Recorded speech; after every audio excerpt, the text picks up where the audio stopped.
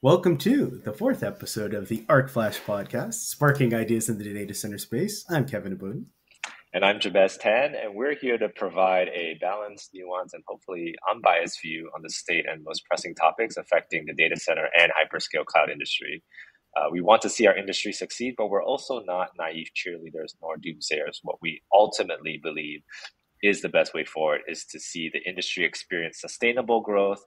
And this is done by addressing and being transparent with the challenges and sharing the key themes and trends that are unfolding in the sector. And I've been covering this space as an industry research analyst since 2011 and currently lead the data center and hyperscale cloud research practice at Structure Research. Thanks, Jabez. And I've been studying the industry as well since about 2007 and currently work at EdgeConneX. And we have a very special guest on today. We have Mr. Heath Andersen from DCDesign.Africa. And welcome to the program, Heath. And I'd love for you to give a little bit of an introduction about yourself and all the exciting projects you've been working on of late. Great. Thanks, Kevin. Thanks, Jabez. Thank you for having me. It's exciting to be on here. I've watched your podcast and it'll be great to have a chat. So my name's Heath. I'm a mechanical engineer by trade, so to speak. I've been working on mission critical facilities for the past 25 years across Australia, Southeast Asia, the UK, Middle East, and now in Africa. I've been based in South Africa for the past 11 years out of Johannesburg. I was at the engineering firm Arup for a long time, leading their team out of Johannesburg. They were sort of civil structural MEP engineers, and we were sort of designing and delivering data centers for various clients, particularly in South Africa and across Africa. For the last few years, I've been working for myself, sort of just doing a variety of things for data center clients in sort of the design management sphere. So clients looking to build data centers, I've been helping them pull design teams together and managing those designs. And then a bit of transaction advice for private equity, banks, and other operators looking to enter either the South African or the African market. Along the way, I've done some work with Amazon in Cape Town, ADC, Africa Data Centers on their sort of flagship project in Johannesburg. I was the project director there, and a couple of their sites across Kenya. Been doing site selection with them for a couple of years. They've got ambitions to roll out on about a dozen different African countries in the next 5 or so years. So we've been looking at sites for the past 2 years. So yeah, that's what I've been doing.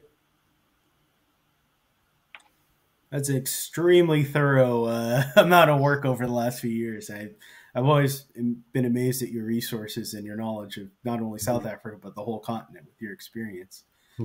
So I guess Thanks. Delving into that, though, I mean, how has design of data centers changed throughout, well, not only South Africa, but the continent as a whole with the advent of hyperscale interest? I mean, who are the hyperscalers coming in? How has that changed design?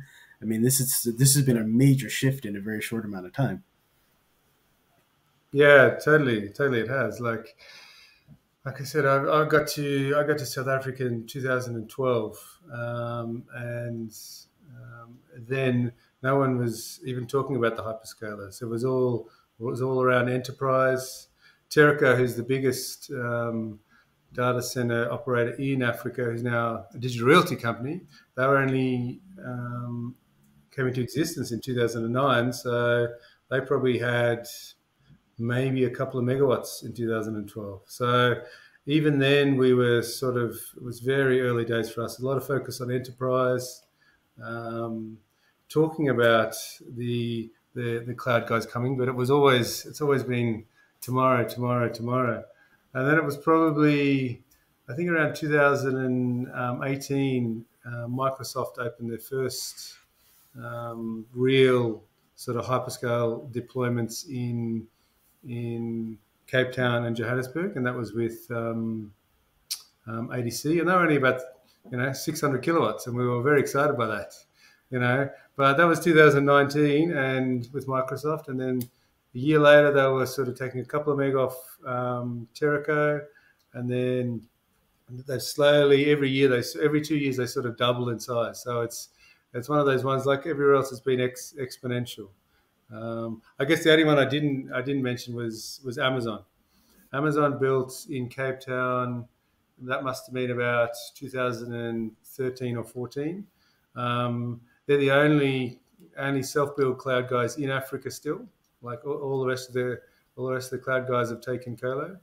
But Amazon or AWS have got a long history with Cape Town. Like EC2 was developed down here. They've been taking ComSci graduates for like over a decade because they've got a real cluster down there. So they know the market. So they're very, very comfortable with South Africa and Cape Town. So they felt comfortable to actually build a development. So we're waiting for the next cloud guys to build here, and there's some guys in planning in Joburg, so we hear. So I wouldn't be surprised if we hear an announcement soon on that. Yeah, and Heath, you mentioned that when the hyperscalers first came in, and you said you were based in Australia before that, and you moved to South Africa. How have the hyperscalers pivoted their designs and catered specifically for the South Africa or African region, or are they just bringing what they've done across the other markets into this region? Yeah. Well, Amazon's probably another good one to talk about because, look, one thing we struggle with sometimes is Africa is like 54 countries, and even in South Africa we have coastal climates. And then we have tropical coastal in sort of Durban. Then down in Cape Town, it's sort of that more southern coastal. Whereas in Johannesburg, we're like Arizona. We're inland, and it's 1,700 meters, which is, what is that, 4,000 feet or whatever it is. So we have very different designs. But saying that, Amazon was an interesting one in that we looked at. I was at ARP when I was there. And we actually helped with the contractor, but looking at the designs, they actually were referencing some of the Sydney designs. So it was, they have their global design guidelines and they have their sort of, climate areas. And a lot of the stuff is, I'll say generally speaking, if it works in the climate, they'll bring it across. But the constant question we have in South Africa and then into Africa is you've got to talk about supply chain.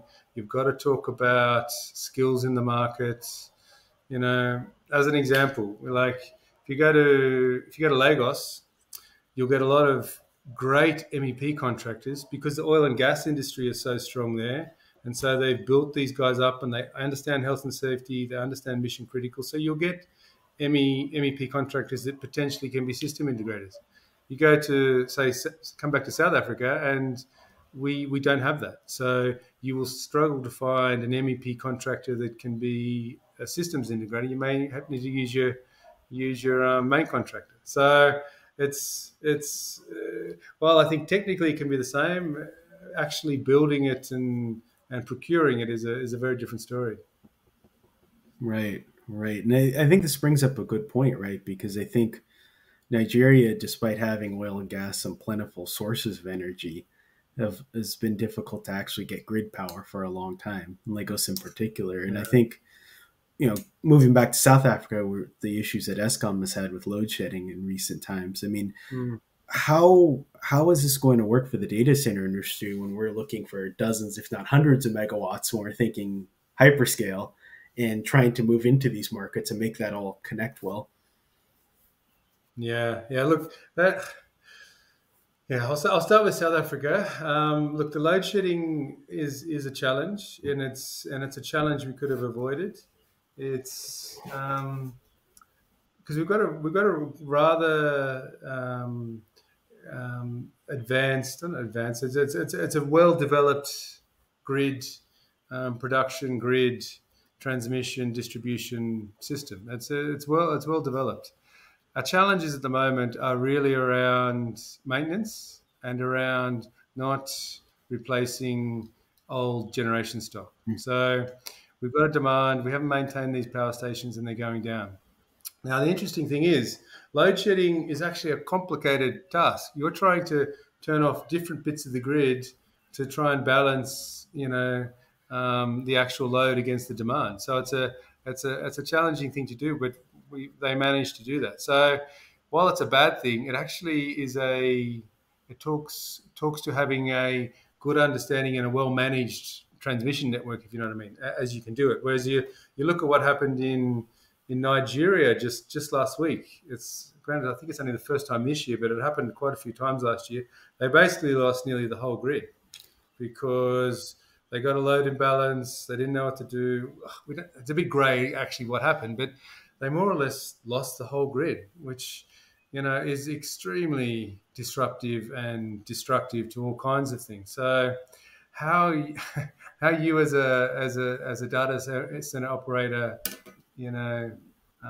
work with that is a challenge. But look, I've been to data centers, co-location data centers in Lagos, which basically run on diesel more or less 24/7 because they're in the wrong they're in a location they chose to be, and the grid isn't great there, and now look, some of these guys end up looking at, like, say, gas generation turbines on site for their own consumption because they know the grid isn't that great. But saying that, I've been to other sites where they've connected directly into the national 33 kV grid, and they're, for the most part, their power is quite stable. So I may be just going back. What it's actually done for us here in South Africa is, obviously, we run our generators more. Our diesel cost goes up. So, I'm not exactly sure how your pricing structure goes, but like for a lot of our guys, there's sort of like a sort of an allowance of diesel usage in the power price, and everyone's been well over that, and there's negotiations with clients. And what it ends up having is we end up having to service these generators a lot more. We're going through parts, even things like switchgear. You've got switchgear generators which you're thinking is going to turn on and off a couple of times a year. It's been going off, a few times a week. So your mean time between failure and your switchgear is now greatly reduced, and you've got to think about replacing it before you know it. So it is extremely disruptive, and it's a large cost to business, but hopefully it's the thing we're going to see the back of soon. Yeah, and Heath, you talked a little bit about the US hyperscalers and what they've done in the Africa region so far. If I remember correctly, Huawei, talking about the Chinese hyperscalers, Huawei did some initial deployments I think it was back in 2018, if I remember correctly. What has happened since? Have the Chinese hyperscalers done much since then, or have they been sort of quiet in the African region? Yeah, I think they have been quiet, I would say. Huawei did deploy, and then I think they had plans to deploy a lot more than they actually did. I think they slowed down, but Alibaba's come in recently as well. So I don't know. My unsubstantiated view is that they are coming and they are looking, and they're just looking for the right time to deploy. This is the Chinese, because the Chinese hyperscalers, because in South Africa it's been largely driven. Microsoft's been our biggest deployments. Amazon probably closely followed by Amazon, and then Google sort of following up the rear, so to speak. They've only really had one hyperscale deployment, which was in Joburg recently. All of them have got their outposts or their edge deployments or whatever their names are, but it's proper hyperscale has been dominated by Microsoft and AWS. Yeah, and given, I think we kind of switched from an industry that focused a lot about cloud availability zones, cloud regions, and now people are talking about how generative AI demand is going to impact every region across the world. What is your view on where Africa is in that cadence? Because we're only just starting to see just cloud regions in general just grow and mature. Like, is Africa ready to support AI workloads given the densities that are supportable today in these data centers? Or Yeah, look, I think there's plenty of capacity to do it in South Africa, like particularly Joburg and coming along in Cape Town. Whether the latency back to Europe is applicable is a question, I guess. But there's definitely capacity here. And you just look at, and then take Kenya, for instance. Kenya's obviously, a few thousand kilometers closer to Europe, so your latency goes down. But look at some of the announcements we've had there recently. ADC are building 15 megawatts. They've got a greenfield beside them.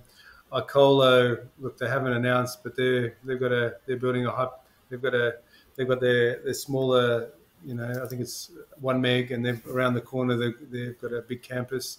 IX Africa just announced, was it last week or the week before? They've got a 30 megawatt campus outside of town. And then there's EcoCloud, which is like a left field, come from nowhere. There's an interesting play. They're about 100 kilometers from Nairobi, but they're more or less directly onto one of the geothermal power stations there. Geothermal? Yeah, I think it was a hydro, one of the two. So their whole thing is, we're 100% renewable. Come join us. We're building 70 megawatts, which is an interesting play. So if you look at those build times, and if those guys are breaking ground, most of them are going to sort of have RFS or be ready to take clients in 18 months, maybe 2 years, maybe quicker if they're lucky. I'd be surprised, but let's say about 18 months on average. So some of them are ready now, but I think the market might tell you what they think when the cloud's going to really take off in Kenya. Wow, so 70 megawatts is on the high side in terms of capacity, because in Sydney we're seeing 100 to 300 megawatt campuses. So 70 would be sort of on the high end for Africa. But that's huge. That's huge for Kenya. Look at South Africa. 3 years ago we were talking about 10 and 20. Let's say 4 years, 10, 20, maybe a 30 megawatts. And then about 2 years ago, Vantage came in with 100. Terraco talked about another 100. Yonder talked about 100 or 120, but I'm not sure what happened. It's on their website, but I haven't seen any development in Joburg yet. So who knows? So in South Africa, we've taken that in the last couple of years. We've taken that step from sort of tens to hundreds, and then Kenya's just stepping into the tens. Whereas you look at Nigeria, that's probably the three key hubs: South Africa, Nigeria, and Kenya. You look at Nigeria, we are getting the 40s and the big. So we're getting into those bigger sort of, the final day developments. So let's in some ways take them with a grain of salt. We've got to see what they develop out, and if they can build to that. And part of the story here, right, when we're talking about some of these markets, is how a lot of these new undersea cables are providing the connectivity that a lot of these markets have been lacking in. So when we talk about, to Africa is the obvious one that's linking back up to Marseille and Barcelona, and then you connect to everywhere else in Europe and among many, many others. This is going to be ecosystem changing, right? That this is going to be this wild change in bandwidth that's going to enable the sort of AI deployments in Kenya, linking out through Mombasa and things like that. So where do we see this growth occurring from here on out via the cables? Yeah, totally. It's all about To Africa and Equana. Equana down the west coast, which is the Google cable, and we've been talking about them for a couple of years, and there's probably a couple of different paths you see there. We see them landing, you see them landing, say, in South Africa, and we've got a strong carrier neutral, fiber to the home, fiber to the business, terrestrial fiber network, which allows us to actually utilize those cables. So I think you'll see that bandwidth costs come down in South Africa, quite quickly. You go to, say, somewhere like Nigeria as an example, the terrestrial fiber, the penetration isn't there as much. It's obviously a little bit different if you're talking AI workloads, but if we're talking cloud and enterprise, getting the people to use it, it's a bit more challenging. And they're the developed markets. If you go somewhere like, you know, Togo, where Equino landed, there was hardly any terrestrial fiber. You know, there was maybe a link to the CBD, and that was about it. C-Square and some of those guys are doing a great job to roll that out. But, you know, that's before we can get the full use of the cables, that's got to happen. The other part to it is making it affordable for the, let's say, the average African to access it, right? And what I mean by that is Internet Society did a report a while ago that said if you want to get the average African connected, you need to be giving unlimited broadband at $5 a month, because that comes in that reasonable percentage of your income to actually be able to afford to do it. Now that is cheap, but the good news is I think there's one in Kenya, and there's definitely two companies in South Africa who are trialing fiber to the townships, and the townships are informal settlements. That's what they call them here in South Africa, and these are like, you know, places where the lower socioeconomic guys live, and there's no real sort of formal roads or anything, and a lot of the power is actually aerial and everything. And these guys, the fiber runs down the main road, and they're taking tap-offs to the edge of the township, and then taking it aerial and through the townships and taking points down. And they're giving, like, sort of for $5 a month, they're giving some of these guys, like, it's only 10 megabyte a second, but I think for like nearly $10 you can get like 30 megabyte a second. And they're fighting a lot of these guys, because like a lot of these townships have all got dishes for cable TV. They drop their cable TV straight away. They start to stream everything, and these guys are using between 400 and 600 gigs a month, because because the density is so high in those houses, they just streaming everything. They're actually using it. So it's a super positive story, because if we can solve that, that means we can take internet, so to speak, to so much of the general population across Africa. So that, I think, is a huge thing to getting the cloud and just internet penetration in general to work across Africa. And you mentioned the lower. Oh, I'm sorry. Go ahead, Jabez. No, thanks, Kevin. And Keith, is it your opinion that the governments across, let's say, Nigeria, Kenya, and South Africa, are they being proactive, or are they at least being helpful in bringing out the necessary fiber infrastructure and connectivity infrastructure to support this sort of upcoming wave of internet adoption, or are they not really being as front runners? Yeah, it depends. It depends if they can see what it can do. South Africa, we got deregulated a long time ago, like 15 years ago, and whether they saw it or not, it allowed us to front run and really make the most of the carrier neutral networks. Like, take Egypt for instance. Like, look at those cables going past. There's hardly any co-location there, because the government is holding on tight to regulating the telecom industry, and as a result, the colo guys won't go there, because they can't guarantee they'll get a good network price for the middle mile, so to speak. So it's horses for courses. Kenya is a great. They're really trying to push it. They're open, and that East Africa basin is like 200 million people. Like, they're young. They're looking to grow. You've got Kenya, that's an open, connected place. Their current Prime Minister or President, I think it's Prime Minister, he's very forward-looking. And then you've got Meg Whitman, is the US ambassador in Kenya, and wow, she is a force of nature. So she has done some amazing work there already, and like, it's really pushing. That's a great example. So that's you're seeing it different in different places, and And demographics are the destiny here, right? I mean, the demographics are better across the continent than anywhere. And so, the go-in cost might be sizable and the initial return might be low, but getting it now means you get to reap the returns as income, because continue to grow, right? Yeah, yeah. Look, and we're kind of at that stage. Like, look, Equinix are here. Digital Realty's been here for a while. So we've got the big guys that come with the big money, and then the local guys. A lot of them are a lot smaller, but they're still sort of private equity funded.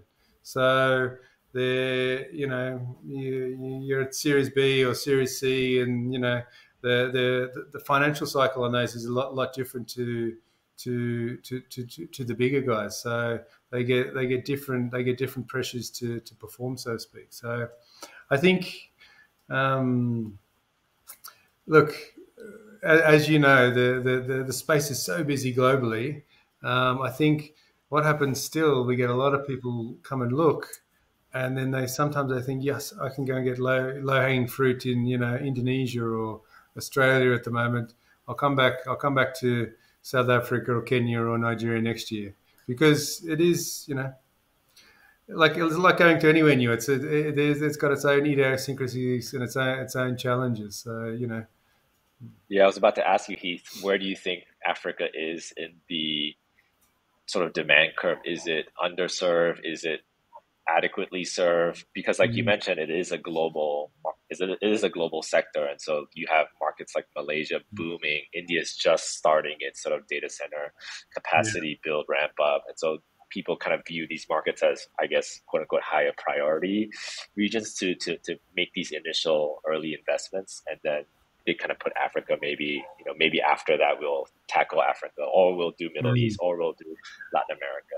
So is that similar with what you're yeah, seeing? yeah, it is. And look, you look at. I think once you look at the in detail, enterprise, we're still